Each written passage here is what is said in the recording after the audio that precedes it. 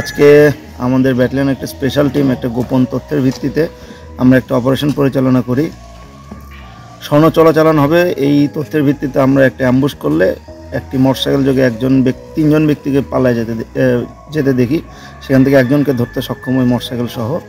তো পরবর্তীতে মোটরসাইকেল তল্লাশি করে তার চাবি, যেখানে মোটরসাইকেলের চাবি ব্যবহার করা হয় ওর নিচে একটা বক্স, ওই বক্সের ভিতরে অভিনব কায়দায় লুকায়িত অবস্থায় 9টা সোনার বার পাওয়া যায়, যার সর্বমোট ওজন 1 কেজি 178 গ্রাম। তো এর পরবর্তীতে তাকে বিভিন্ন প্রকার আইনানুগ যে ব্যবস্থা আছে সেগুলো আমরা গ্রহণ করছি এবং একই সঙ্গে আমাদের সীমান্তের সকল প্রকারের যে নিরাপত্তা ব্যবস্থা এটা আমরা আরও জোরদার করছি।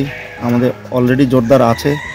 উভয় দেশের ভিতর শান্তি শৃঙ্খলা সহ বাকি যে কোনো কিছু আমরা যে কোনো মূল্যে আমরা সেটা প্রতিহত করব, এই ধরনের চোরাচালান সহ অন্যান্য যে কোনো কিছু।